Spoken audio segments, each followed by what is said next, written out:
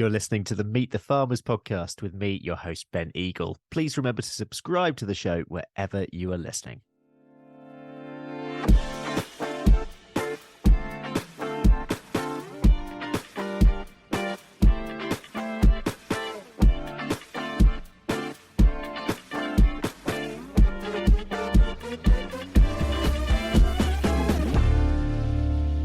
Hello, everyone, and welcome to episode 124 of Rural Business Focus and 274 of Meet the Farmers with me, Ben Eagle.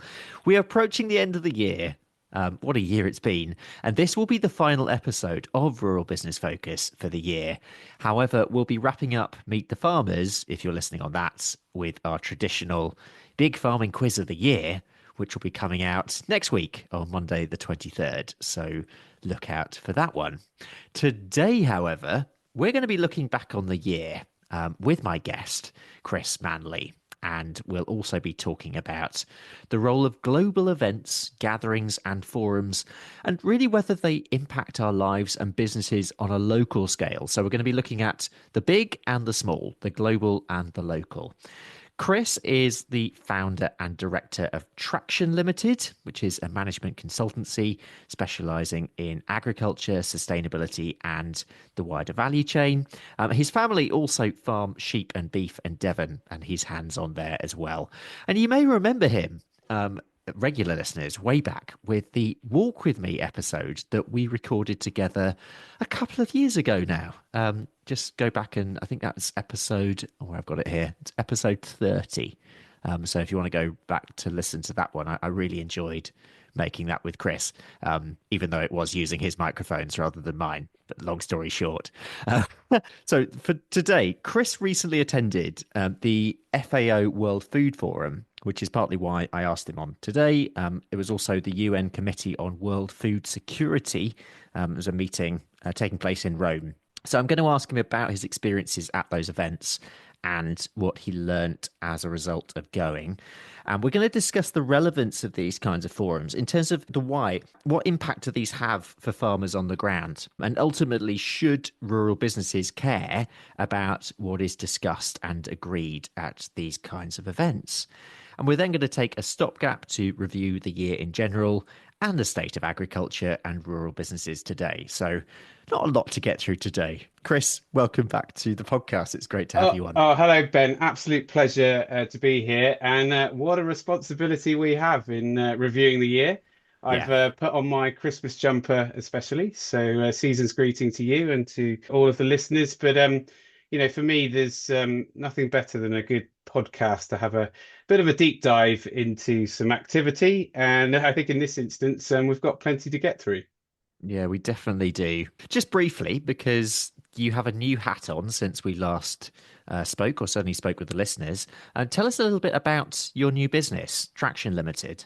Yeah, no problem, Ben. So I guess like many Nuffield scholars that would be listening, when you do the Nuffield experience, it gives you a little bit of energy, a bit of momentum that want to sort of, I guess, make the most of what you've learnt and maybe the potential network that you feel that you have. And having spent over 11 years working in sort of agriculture or ag sustainability roles in the supply chain, I thought now was the time to set up my own business because I feel that there is a huge need right across the board in supporting agriculture and the food industry in delivering many of these sort of sustainability requirements, particularly when it involves engaging multiple stakeholders and people with different needs throughout the supply chain. There's a lot of good intention out there. And pockets of good activity, but I think we're getting to the point where we need some traction to deliver on lots of those targets. And yes, I was reading actually this morning that Elon Musk said starting a business is like looking into the abyss and eating glass. Well, hopefully it's a little bit more pleasurable than that, but there definitely is challenges. And I figured that I've always been someone that has been fortunate enough to have the ability to create a Mexican wave in that I have a good, strong, trusted network. And it's that kind of people side of things that enables me to move things forward. So made a good start, but there's definitely been lots of learnings, and we can talk about that a little bit later on. Fantastic. I love the name, by the way. Traction, I think is a yeah, that was inspired. Let's dive into this global versus local thing first of all. Give us an overview of your experience in Rome, really. So at the FAO World Food Forum and the UN Committee on World Food Security event. Yeah, well, first of all, Ben, I have to say that I've never had a commute to work like it before. So the FAO building, which is formerly Mussolini's building for what would have been the Italian sort of presence in Africa, and obviously losing the war meant that that building had to be repurposed. But it's very close to the Colosseum. So Right. from where I stayed, I had my commute to the FAO via the Colosseum. So I had Wow. to had to pinch myself. But the reason that I attended, and a lot of it is down to my like curiosity, and particularly curiosity from a global perspective, and I think you kind of get that legacy from your Nuffield experience, and as well as having my particular interest in sort of the food supply chain and sustainability and agriculture.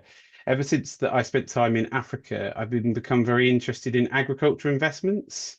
And so when I was doing my travels, you'd meet people, and it was almost I found it unusual to find that people were talking about investing in agriculture in a way that created prosperity for a country, opportunity for people, lo and behold, making some money, profitability, and and I found, when people start to talk positively about something, I thought, that felt a really good place to be. So I hadn't forgotten that.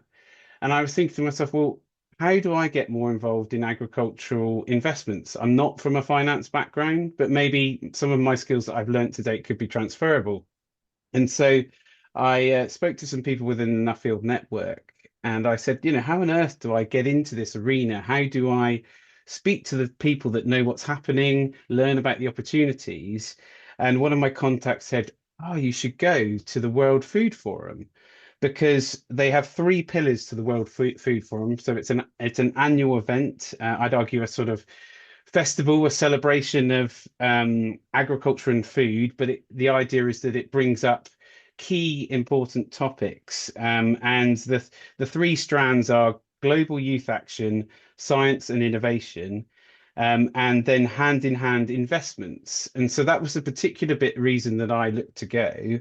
And what you had in that stream of sort of speakers and panel discussions was many developing countries coming forward with their proposals of what sort of agriculture and food investment opportunities there were in their country.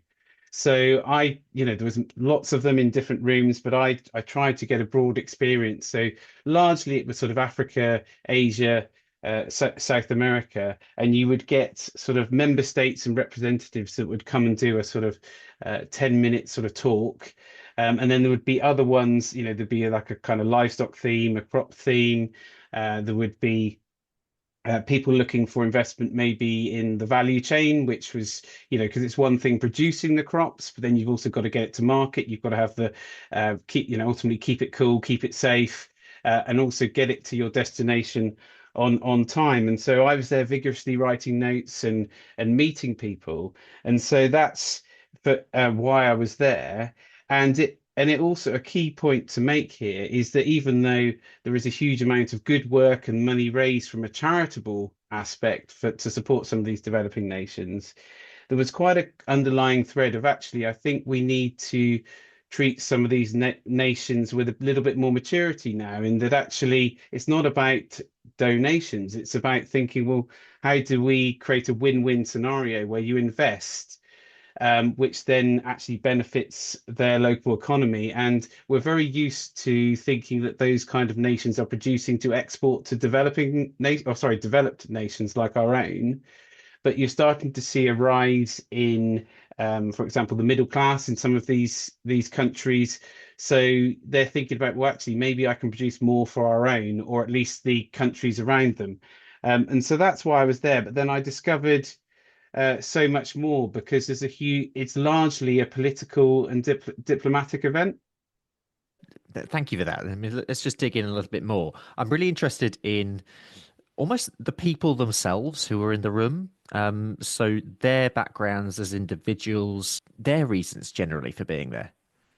Yeah, so you've got an incredible mixture of people. So remember, so the World Food Forum was the first event, and that is so you've quite commonly got what I'd call the political diplomatic element. So you've got representatives from as many different countries across the world that you can think of. So they're coming as a group of people, and they will be very familiar with, I would say, largely what's going on from a policy and government perspective. And if you think that the way that it runs, it's almost if anybody has sort of watched the TV and seen clips of like what goes on in Brussels in the European Union and sort of many people spread out with different translators and that kind of thing. So they're what they call a kind of plenary sessions, which is sort of big open room, big Yep. grand speeches, and you can almost play a little bit of buzzword bingo with some of the speeches if you're mentioning sort of sustainability, sort of integrity, inclusivity, resilience. There's a lot of those kind of conversations. So you've got the kind of very high level diplomatic speeches that go on. And if you're probably someone with a more practical mindset like myself, on the face of it, when you're sat there, you're thinking, well, there's lots of nice sort of platitudes, but what is actually getting done? But there is a kind of, I learned over time that there is a sort of I would almost call it a dance to this, in so that when you're thinking at a diplomacy level, you're not really wanting to rock the boat too much. You might want to make a couple of small points, but in essence, you're looking for harmony. You're looking for collaboration, regardless of whatever backdrop is going on. And Okay. then they would have what you would call these sort of bilateral meetings, sub meetings, where probably you get into the meat of the subject. And so it's remembering that actually I think that's important for farmers in thinking, gosh, what are these people doing? But actually, from a policy sort of hypothetical or theoretical perspective, it's all part of the process. So it may feel like it's a mile off from what you're doing on your farm or in your business, but it's having I think part of the additional learning I had was that it's a form of horizon scanning. So some kind of predictability of what's coming down the track. Okay. So you may not have to be there physically like I was, but I would say it's very sensible to have an outlet, a news outlet, or an individual that can just keep you abreast of what's going on, because it just gives it's like a weather forecast for sort of other externalities like that kind of policy and direction of travel. And it was also the World Food Forum, where there was probably about 8,000 people there in total, and there was a real positivity around young people, and I find that really sort of energizing. So you've got the kind of dynamic young people from different nations, and they're really sort of promoting the use of kind of technology to progress the kind of prosperity of a nation or individuals. They're looking at not just from a more kind of digital perspective, but looking into there was a lot talking about kind of like gene editing and things like that. So, for Okay. example, if you were in a nation that suffered from drought or had a particular disease that affected your main crop, like maize, which would be a carbohydrate for most sort of particularly African nations, there was a real push on that kind of advancement in technology. But I think what I noticed in particular about the energy behind a lot of the younger people, and we've seen it from the likes of Greta Thunberg, is that it's no longer about talking. I think particularly the younger generation are wanting to see some action now. And I think that's something to bear in mind. So that balance between conversation, diplomacy, and action is I think something that's very much in the backdrop. Yeah, I mean, just on that. So, on balance, would you say that these forums are making policy, informing policy, or reporting it? I would say they're creating and sort of making it.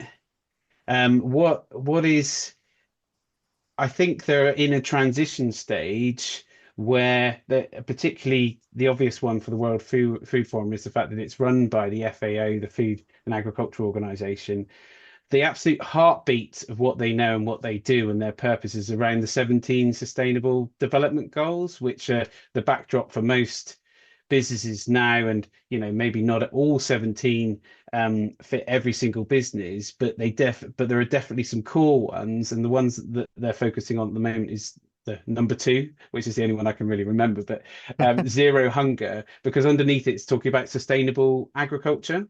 Their thinkable truth. We started that in 2015, and our target was to effectively stop or significantly reduce, poverty, effect on the environment, and sort of having a more prosperous life for humanity by 2030.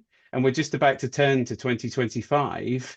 And I think that there was a lot of conversations about how do we measure and report on these sustainable development goals.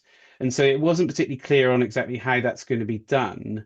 But I think if it would be prudent as a business, and particularly for larger scale businesses, to start to think about how they're going to report on what they've committed to. So I think primarily to your question, they sit more on the kind of creating the policy, setting the agenda. They're less familiar with the reporting and measuring, but from my view is that I think they're going to start to get into that kind of accountability phase quite shortly as we're closing towards 2030. Okay, interesting. And in terms of informing that, in terms of the voices, how well do you think farmers themselves and producers are represented in terms of their voices being heard, but not necessarily, like you're saying, not necessarily in the room. I suppose it's more about a sense of understanding of the issues that are important to them. And again, sorry, going off on another tangent, it's very easy, isn't it, to put all farmers, all producers in one bag, whereas in reality, certainly if we're talking about a global scale, there's huge sort of nuances and differences between farmers. Yeah, so there definitely needs to be more involvement, either there in person or in another form of getting practical farmer viewpoints across in these arenas. But I will start in saying that actually, if you're found to be what is a real farmer or someone that is boots on the ground at one of these events, you're celebrated. They definitely give you the Okay. time.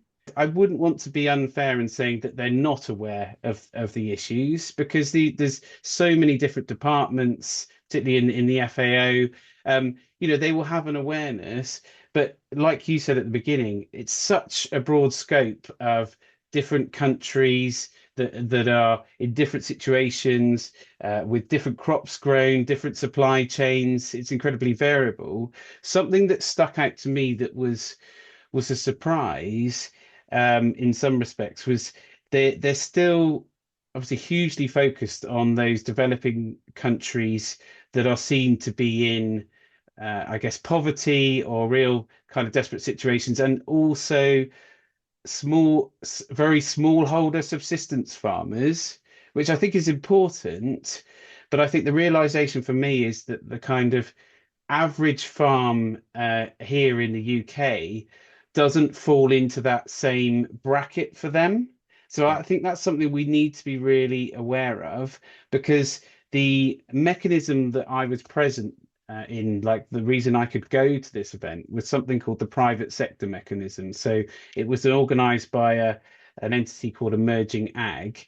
And it is effectively a representative group that is largely for what we would consider a lot of the bigger food businesses or corporate businesses. So anything from Bayer, Syngenta, PepsiCo, you name it, they're kind of represented by this group. Yeah. But they also include almost the type of farmers that we know, um, in that group as well.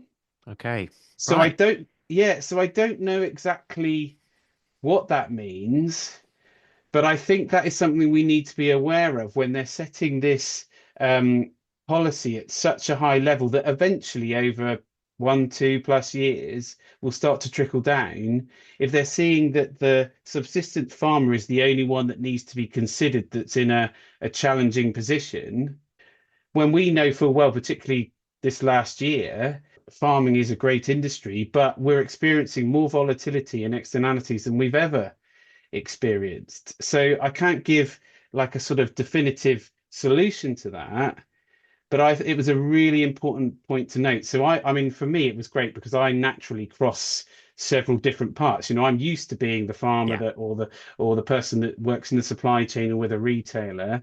So I found that quite dynamic. But it was an odd thing to think that there was a representative who was doing a great job for Bayer in sort of saying, look, what's their key points that they're thinking about. Was sat in the room with a number of farmers, and I'd say credit to the Nuffield International Group.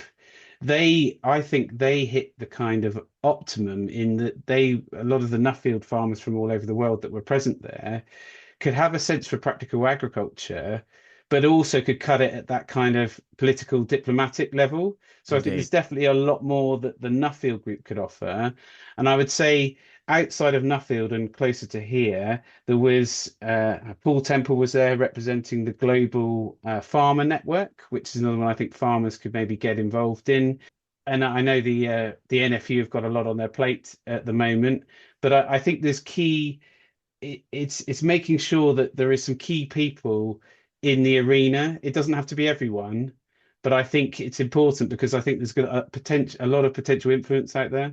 Ultimately, should farmers, and I'm going to hone in on the small to medium sized farmers in the UK and that we know, smaller rural business owners, you've got these forums on this international level. You've then got, say, in this part of the world, European politics, national politics. What are all these connections between all of those levels and layers of policy making in terms of the impact that it has on farmers on the ground? So ultimately, I suppose that's my question in terms of you've said that farmers should have an awareness and we've got the sustainable development goals in terms of future direction. What are those levels of sort of connection between that in terms of why farmers should care? But also maybe a more specific question in terms of you were saying, oh, farmers should be aware of maybe what's coming up down the road. What are those things in your view? That's a big Sorry, that question was a massive question. a big answer, Ben. Just to lighten it up a bit, I guess it's that difference between sort of being on the balcony or being on the dance floor. And it's funny, I would definitely, since I've started my business, that you can get carried away with a lot of what's going on around you without focusing on what you can actually control. So I wouldn't want this answer to be mistaken for the fact that actually I think one of the biggest learnings that I've had this year, and I'm sure it's the same for other farmers, is really look at what you're doing first and make sure that you have reviewed that, effectively you know why you're doing what you're doing and you're doing it to the best of your ability. So I think that is foundational. But I think that at the same time, you need to have some kind of awareness of what's going on more broadly. Number one, the first reason would be, I mean, we've seen it, more recently with the changes to APR and BPR, is that decisions can be made, and often it seems quite out of nowhere. And it comes back to that age-old phrase of sort of, if you're not at the table, you're on the menu. So I think it's knowing for you as an individual or for you as a business what are the right arenas for you to be involved in and in what form? So it won't be the same for everyone. It will depend on what kind of resource you've got. You might just consider that you're on X and that's enough, or you might decide that you belong to your regional NFU and that's enough to keep you involved. I think that's a really really important point. But I think this year as well is also shown the importance of farmers telling their story.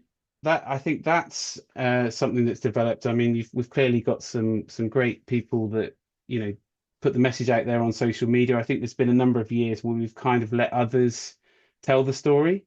Yeah. Whereas I think this is the importance of knowing that we've actually got something that people are interested in. And I think the transparency around sort of a warts and all experience is important. But coming back to sort of like how do you transfer from sort of being out in Rome at the World Food Forum all the way down to someone that stood here in Taunton in Somerset, for example, it does feel like a long way. I would say I go back to the fact that not many things are actually a surprise. So when it comes to I don't know what a supermarket might do, often they're just responding to shareholders or customers, or what even to the extent of what the FAO or the UN are doing. Ultimately, they're responding to what we hear in the news, quite often. We hear some terrible stories about people that are suffering from malnutrition, or we're talking about deforestation. So these are things that actually, if you were really to stop and think, it's publicly available information. So it's not so much of a surprise as you think.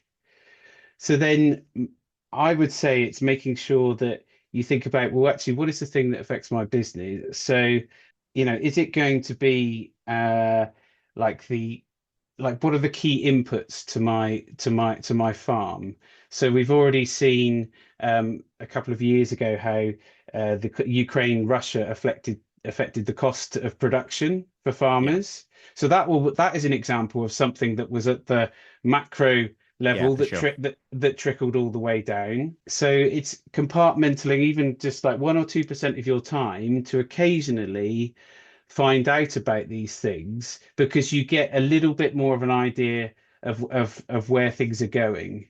And it comes back to the point of either finding a good online source, being tapped into your like the NFU, and actually listening. I think what it comes down to is a lot of the things are being talked about, and rather than just let them go by, just think to yourself, well, actually hold on a minute. There's something that I'm quite likely to be asked. So the obvious one at the moment is the conversation around deforestation, soy. Yeah, of Farmers are a course. little bit caught in the middle with that at the moment, because there's a bigger picture of what the animal feed sector is doing versus what the food supply chain wants. But the reality is, that something's going to happen, so you probably want you keep your ears to the ground. But it's not easy, because farmers are, we've got so much on, so much to consider. So it's creating a more what I would call controlled situation, where you know what you're doing yourself, but just allowing a little window that you make sure you keep up to speed with current events. Yeah, I think that's really good advice. And I would also add to that, diversify where you're getting your news from Yeah. as well. So ensure that you're not in an echo chamber. I mean, this is obvious stuff, but it's sometimes harder to do, certainly when you're pushed with time. But to mix up where you're getting your information. Listen to other podcasts, listen to different news channels, read different papers, understand what other people are thinking, just to change that. Just following on the second part of my question, I'm Yeah. really interested in your point earlier about what might be these things that are coming down the line. Clearly, in the sort of broad brush of sustainability, that's going to be setting an agenda. But are there any specific things or general things that you picked up from the Rome events that might be of interest to listeners? Yeah, well, just back to your point before, I definitely I've got a few what I call accountability partners that have slightly different views to me.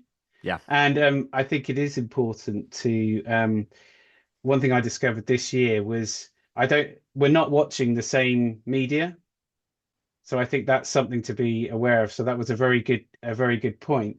Nothing will be new. I would say the focus for farmers in particular on water quality and kind of biodiversity and habitats is going to become more and more important.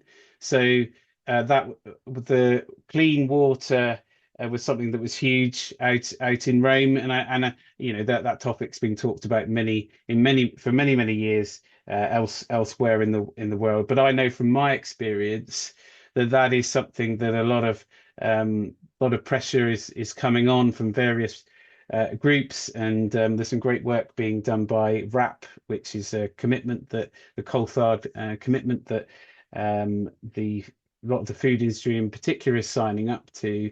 So I wouldn't be surprised if for in the sort of coming year or two, where farmers are going to have to think about more about their water catchment area. And I know you may have come across a few clusters of farmers that are already working together on that for various or working with various water companies to incentivize, I guess, a lot of it's sort of more regenerative, sort of soil protective approaches. I would say overall, sort of things for farmers. I mean, again, there are always going to be generic concepts, but people are talking about the acceleration of the transition towards a more sustainable, inclusive agri-food system. So I think there there's a I wouldn't be surprised that we're going to see more of the same. So if you think about the direction of travel where funding has gone for agriculture, it feels to me like it's a fairly one-way track around looking at incentivizing better practice around the environment. I mean, it was interesting this week with the National Food Security introduction that, they're going to be consulting on that. Steve Reed, the Labour minister, was talking about how he didn't want to reinvent the wheel. He wanted to make sure that all the right people are included to make sure that it is in effect fair and just. And I think for a lot of farmers, the concern would be that we've not thought about our food security. So it'll be interesting to see how that project or sort of vision comes out in the balance. But I think we've got to be prepared for the fact that, you know, yes, farmers in their heart will want to be producing food like they've always produced food, and that will still be important. But I think they're going to need to have a good, solid review of their business, of where it's going and what are the best options for it.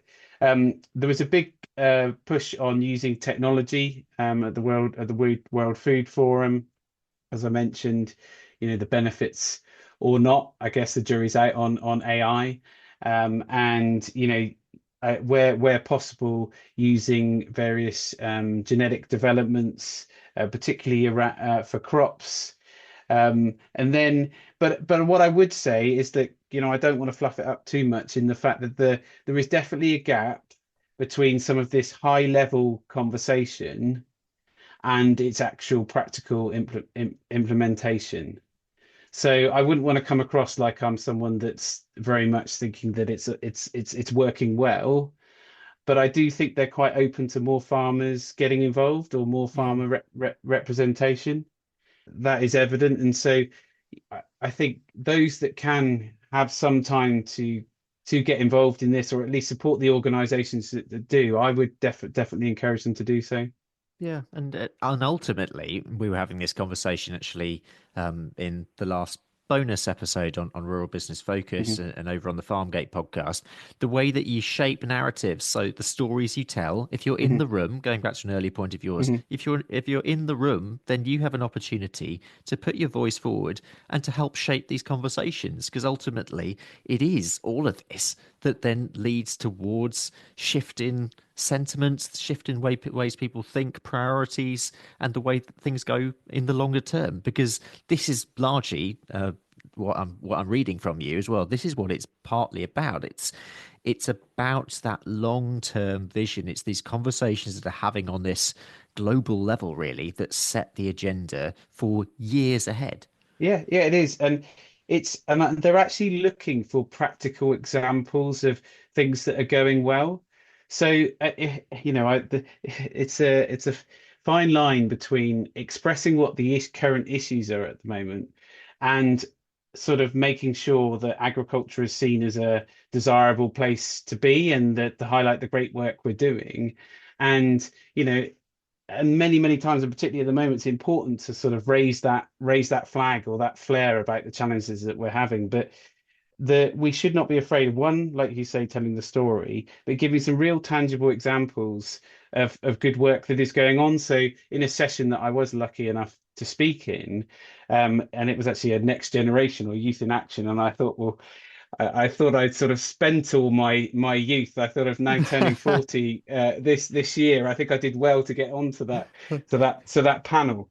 But I think, let's say they wanted me for my historic youth, and I was giving some examples of sort of how the young farmers movement was set up post World War One, so 1921, And it would have been the same as a sort of feeling after any war of being short of food, rationing, not wanting to be short of food, and empowering the youth, supporting them with training, looking after livestock, crop production, uh, through investing in those young people that enabled a growth in agriculture and a growth in producing food. And that was how the young farmers movement grew. And then if you take after the Second World War, when Lord Nuffield, William Morris met the then NFU president in 1947, the conversation was how do we improve public health and welfare? And the NFU president said, well, look, as well as doing your great work around, healthcare, invest in farmers to learn about good agricultural practice across the world and then bring that knowledge back. And so again, that's another example of investing in young people for a positive purpose. And then I gave a few examples of projects that I'd been involved in, like, for example, launching the Tesco Future Farmer Foundation or the Muller Next Generation program as examples of what some of the private sector are doing, because I think it's quite convenient, arguably lazy, to assume that these larger businesses are doing nothing when it is quite the opposite. There's always some that could do better, but there's some serious players now investing big money behind their driver of regenerative agriculture or lowering carbon footprint. People can always say, well, what is their intention? Is it enough? But I think we need to realize that a lot of these private sector businesses are at least trying. I think what's flying in the face of it isn't that the individuals don't want that work in those businesses don't want it to improve. It's just we've got this challenging position where the expectations around sustainability are so high, but Yeah. effectively the reward from what they're getting from the market, particularly in food, is limited. So it's not allowing that value to go back through the chain to actually make the changes. So that's the kind of storm we're facing into at the moment, where, arguably for most nations, if you've got a plentiful availability of food at an affordable, something that people can afford to buy, then you've got sort of security, stability. But the reality is that a lot of farmers will have good intentions to do stuff, but maybe they would argue that they're perhaps not getting enough in return to sort of deliver on some of these sustainability metrics. So we're hitting a crucial time now, Ben, where the discussions and the commitments will have to turn into action. So it's fascinating to see what's ahead. Let's come back home to the UK and reflect on 2024. Chris, your headlines for this year for farming and business, and I suppose the state of UK agriculture. Well, I did some notes for this podcast, Ben, and for this particular section, I sort of went off the edge of the page. Like it's incredible, It's been unbelievable, hasn't it? incredible, and I think it's a sign of where we're at the moment. And I was looking for one word that would kind of summarize this year, and I think the easy one would be to say uncertainty. Okay, and we seem to be getting more of that. Things are less predictable. But the one I actually want to use is trying. So the reason I want to use trying is because I've known it being used in two different ways. So trying in that people are trying the best they can, but also trying in the sense, at least a few of my friends and family will use it. It's like, gosh, this year's been trying, hasn't it? Yeah, of course. So, because I think sometimes it's mistaken that, like for me, farmers are definitely trying their best or giving it their best shot in what are circumstances that are more and more predictable as each year goes by. And I often think farmers are absolute masters of having being adaptable, finding solutions, having many, many, many different skills, and that is the kind of, I don't know about privilege of being a farmer, but it's fascinating what farmers can do and what they can put their hand to.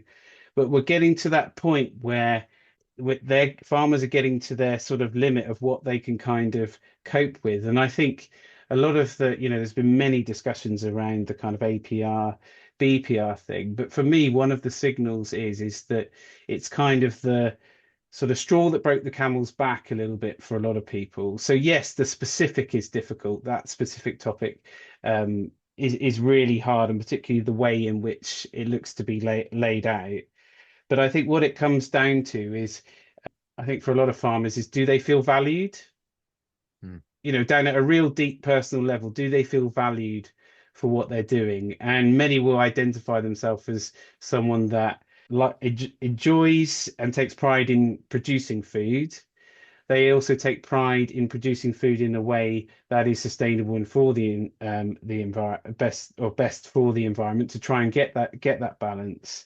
And if you think about the list of things that have come, I think a lot of the peak of this emotion has been, if you think about it, we've come out from a period of what has been incredible wet weather.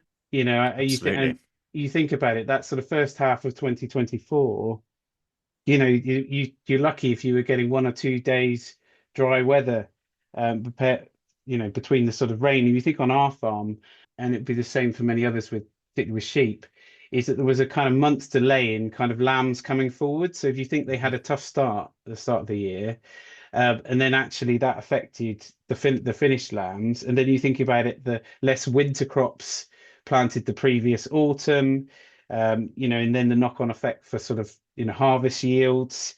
So the actual general working business of a farm has been challenged before you get into the kind of these bigger picture things. And then what often farmers, particularly if they're lucky enough to own it or have some long-term commitment to their farm, what they hold on to dearly is the vision that it will be there for the long term. And so I think there's a lot of people thinking, gosh, I was finding this tough, but I was focusing on this one thing that it will ride out in the long run. And then they feel like they've had the rug um pulled from under each other. I mean, I don't know if you can kind of relate to some of those comments.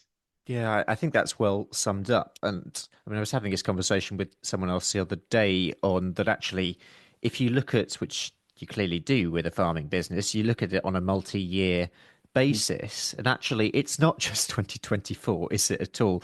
If you look back several years now, they have been, so to speak, challenging years. And this is where that global bigger scale, the big and the small come together when you're looking at the inflationary issues, when you're looking at climate issues, when you're looking at the weather, all of these aspects come down. So the global very much hits the local. And yeah, like you say, I think this is very much about feeling as well. And farmers want to feel valued. We all want to feel valued at the end of the day. And you can generally only take so much usually.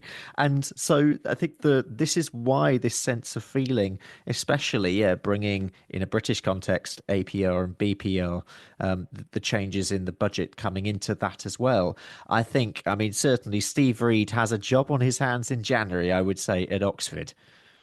Yeah, yeah, yeah, he does. I mean, I'm always someone that tries to sort of see some balance, because I think one thing that is happening at the moment in more sort of broader society context is everybody looks at things as like a zero sum. It's like kind of black or white, so one decision made, it's all terrible, and there's no benefit, and kind of vice versa. And so what I would say, and I've been trying to sort of digest enough over the last couple of months to sort of feel that I've got an opinion, or at least a balanced one. And I would say that devil's advocate, particularly for the APR, would be the existing mechanism probably wasn't 100% great. They probably could have done with updating or evolving. However, the issue was that the mechanism that, at least is it the current change looking like it in place, looks like quite a blunt instrument, and maybe not even dealing with the original issues that they thought the other one had. And kind of Steve Reed's perspective, I guess he's also, the wider government is also thinking about, well, gosh, um, public services. There's a huge gap. You can, debate whatever black hole there is, but we all know that we went through COVID, and we all know that there was a huge amount of expenditure, and we all know that our public services, are really feeling it. But, it's where do you kind of allocate, the change? Where do you, it must be an incredibly difficult thing from a government perspective. But I think what the difference with the agricultural sector is it is something that is long term. And Yeah, I think the confidence to invest in particularly a farming based business, the return on investment is over a longer period of time. It is a generational thing. And so it would have been tough enough anyway to think about putting in a new milking parlour, doing something that would be seen as longer term for whatever farming enterprise you have. And now this will have, when people talk about sentiment in a market, of sort of yeah. things going up or going down, well, the sentiment now will be, well, let's stop and pause. Let's not take any risks. Should I really be investing in that thing for the future? And so I think somehow he and the wider DEFRA team are going to. I guess my hope is with the National Food Strategy that they set enough of a kind of vision and a direction that the confidence comes back. Yeah. Because at the moment, I mean, I think of some of my friends that are working in the kind of machinery sector, and particularly machinery sales, but it's a very good example of where the money isn't turning round, and the cost of the equipment's gone up, and they're naturally struggling to sell equipment to farms because the farms are sort of thinking, well, hold on a minute, I'm going to have to maybe keep whatever piece of machinery I've got for a little bit longer, or maybe I'll hold off for a little bit. And I mean, that's one example of how everybody thinks that it's just about the individual farm that is affected. But if you think about the wider agriculture and food industry, the input sector, it all has a huge knock on effect. Looking ahead to next year, and we've again sort of looked at those longer term trends that's actually, and I mean, I agree with you actually that I think a lot of this, the conversations that we're going to be having over the next 12 months, I think are probably going to be quite similar. But in terms of farmers positioning themselves to be more resilient, I'm going to use that buzzword in the face of what could come next year. Um, how should farmers sort of act and feel going forward? I don't know if anyone's ever going to tell a farmer how to act and feel. But Least of all um, me. yeah, no. So actually, I'm probably going to come back to sort of some of the fit messages that I would have given, particularly with the kind of walk with me campaign. So it's already been highlighted that in this difficult time, mental health is something that we should be all aware of for ourselves and for other people. But and clearly people listening might say it's easier said than done. But what I've in particularly for me in setting up my business, where there's days where I'm like, God, what am I doing? Or is this the right thing to do? If you look at that uncertainty, the thing that keeps me on the straight and narrow is trying to be as best I can, be physically well. So I do, a lot of exercise, whether it be the gym or running or swimming, and you've got to sort of pick your poison and decide which one you want to do. But, as best you can, keep physically well with a solid routine for yourself. So, and make sure you keep hydrated, good quality food, all those kind of basics, which I wouldn't ever want to feel sort of or be patronizing to anyone. But be well if you can, get well slept, so that at least you as a person is in the best possible position to take on that kind of stuff. And then I think that one of the most important things to do, and I've said it two or three times already, is review where you are and where your business is at the moment, and ask yourself, why are you doing this? Hmm. And is what you're doing aligned with why you're doing this? And that will come in from a sort of the feeling of like, oh, I'm still enjoying it, or these are still the enterprises I want to do. And then you'll have to, even though it might be uncomfortable for some farmers, look at it through a financial lens, of like, well, actually, um, is this giving me the return that I would expect? Or what is the return that I expect? Do we need enough for our family, or do I need enough for family plus 2 holidays a year, or whatever it might be? But I would say 2025 is going to be one of like, it's a bit like crossing the road, stop, look, and listen. Okay. is how I would summarize what 2025 needs to be. So, because I think it's quite natural for us in the agriculture community to sort of be like, well, we'll just get on with it, won't we? We'll bury our heads, we'll work harder. But I don't think working harder is going to get us out of this one. It's actually going to be taking a moment, one, to yourself and with your close and trusted loved ones, of like, what are we doing? Are we still in this? And are we doing the things that we want to do? And if we're not, we need to change it. Then it will be being really discerning on who you surround yourself by. So, because if you're not careful, you can also get into a negative spiral. And back to your comment about what is your diet of what you consume, whether that's physically or digitally, because before you know it, you can get in an echo chamber where farming is the worst thing on earth, or equally, you could be in another echo chamber where they're saying, look, despite it being challenged, there is an opportunity. So making sure you've got uh, trusted advisors, accountants, bank managers, agronomists, vets, you name it, that are aligned to where you're going. I think that's good, and it might involve some incredibly difficult conversations where you realize that one or two of those aren't aligned with where you're going. Hmm. And I'm not saying that that's easy for anyone, because often in those contexts, it's who knows, it might be family, friends, and all sorts. So I don't want to be the one necessarily too responsible for those You're, conversations. But you're a it's brave it's man, Chris.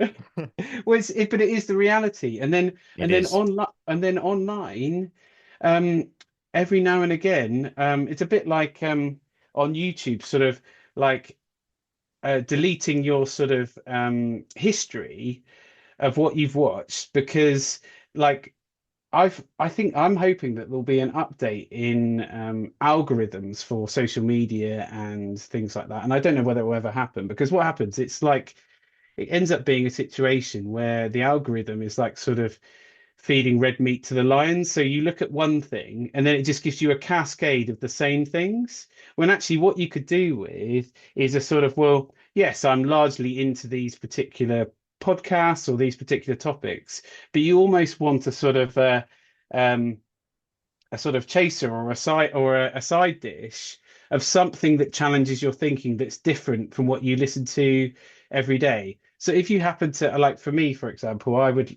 largely be kind of, I don't know, let's call it center right, kind of businessy, sort of capitalist focus. However, as a person, I'm a quite a people person. I tend to be empathetic. I care about people, and I've got, I don't know, numerous other little strands to what I'm interested in. And so making sure you don't suddenly end up going down one runway of one type of person or one type of opinion. You need to Yeah, be seeking out that counter opinion, even if you don't agree with it, because it gives balance, and it's great to look at perspective from, or look at wear someone else's hat, because it's you can be stood here think, gosh, things aren't great, but then actually just reminding yourself that actually there's a lot of people that maybe haven't got a roof over their head, or maybe they're struggling to find the money each week to feed their family. And so that when we're sort of saying, that the inheritance tax thing again is a good topic to compare. We all know that farmers are often asset rich and cash poor, and that's true. That's really, really true.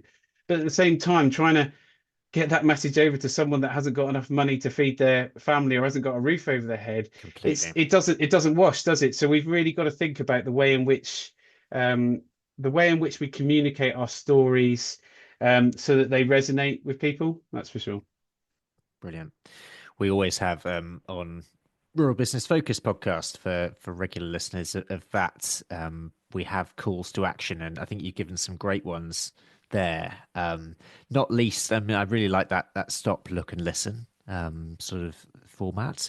But definitely at this time of year, of any time, it's a great opportunity to review where you are, list some reasons why you're doing it. Have a real think over Christmas as to why that is, and what actions, if anything, you need to take. Time is against us, and we could talk. We could keep talking on this all for the rest of the year, I think, Chris. But I mean, just before we go, I want to bring it back to your business, because again, that's partly what Rural Business Focus is all about. It's about profiling rural businesses. Traction Limited. What are your sort of hopes for achievement for 2025? So I'm looking forward to 2025 because actually the sort of last sort of 6 months has been very much around learning what I want to do, and having those conversations. And so I feel like I'm set up now in making sure that my business is, as a reminder, is sort of management consultancy in agriculture sustainability in the value chain.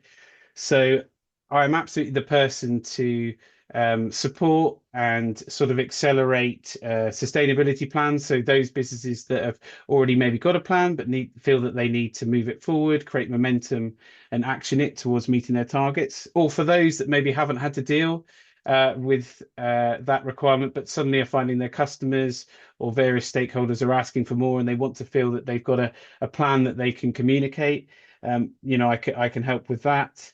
And I think one of the key things for me, the ultimate aim has been, is I'm someone that likes to make meaningful change or meaningful impact. And I've known that the most enjoyable phase of work for me is being the person that goes in and creates that Mexican wave that moves something forward.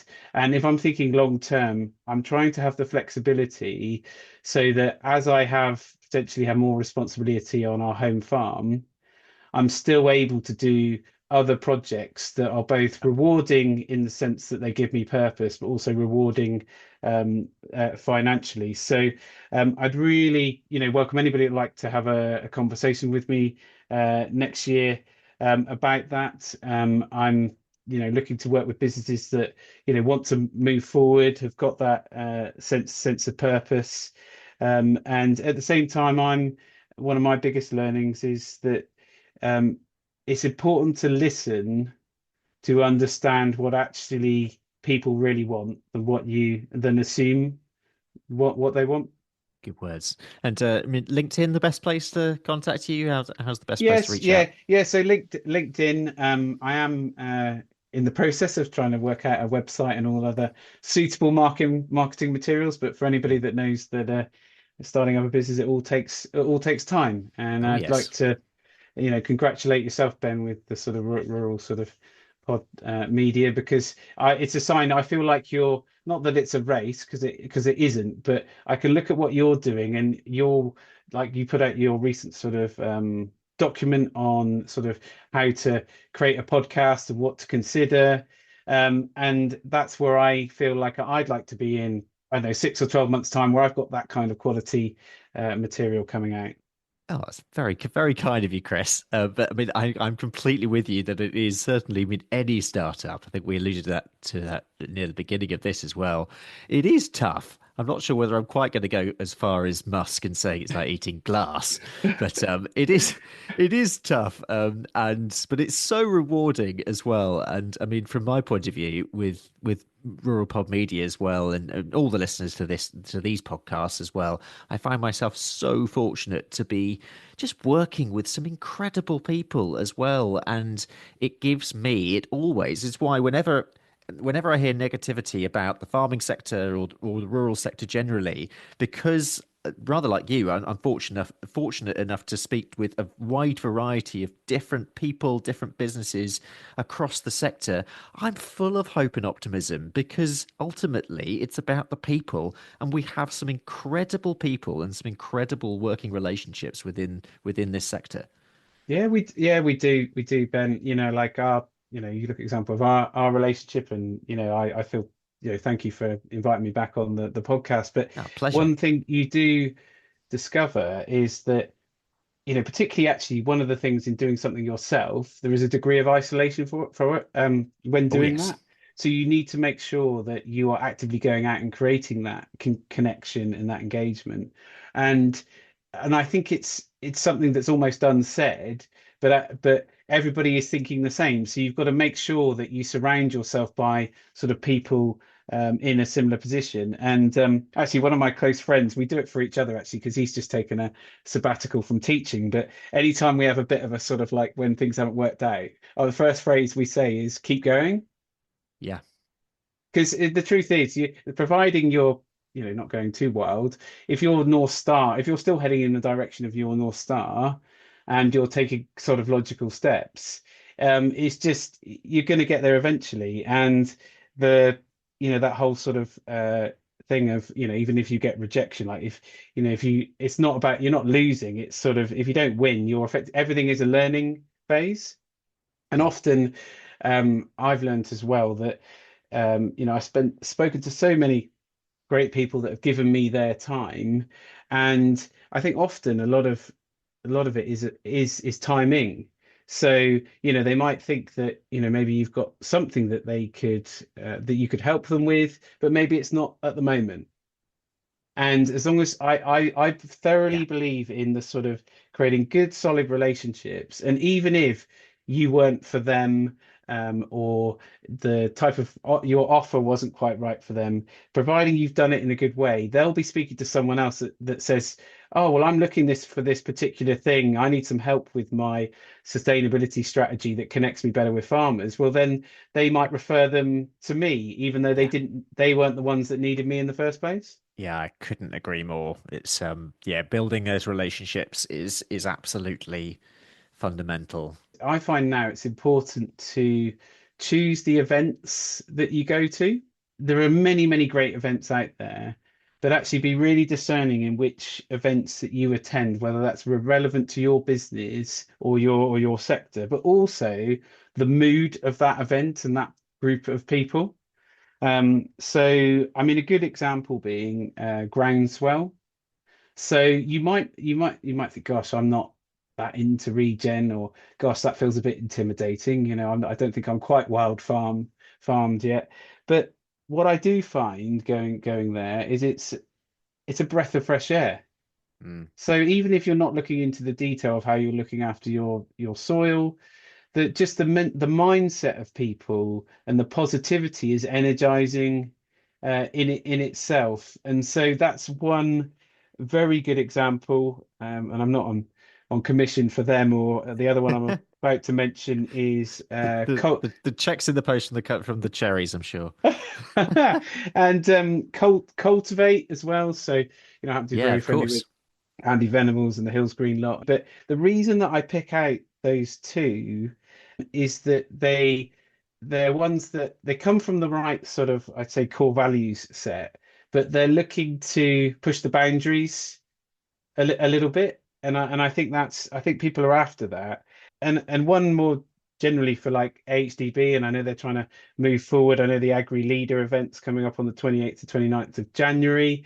And so that one again is AHDV sort of version of doing somewhat similar to Cultivate, but looking at that kind of leadership rather than technical side of things. Also, another one this is a good one that I use from just almost email updates, is the Agri-Food Network. I feel like I get 2 or 3 emails a week from Jez, but they are quite useful. So find that sort of email source that kind of keeps you going. And then to finish off, make sure you get involved in Nuffield in any way you can. If you can apply or meet some Nuffield people. I mean, I love going to the Nuffield conference. That's been an absolute leap for me in sort of propelling me to where I'm going. That's for sure. Well, Chris, I think we will leave it there, but happy Christmas and thank you so much for doing this. There's a huge amount in there for listeners, but what a year it's been. And best of luck to you for everything you do next year. Yeah, Merry Christmas, Ben, to you and your family, and to all the listeners. And let's make 2025 a good one. Yeah, let's make sure it is. Thank you. And I'm talking to you listeners here for listening to this.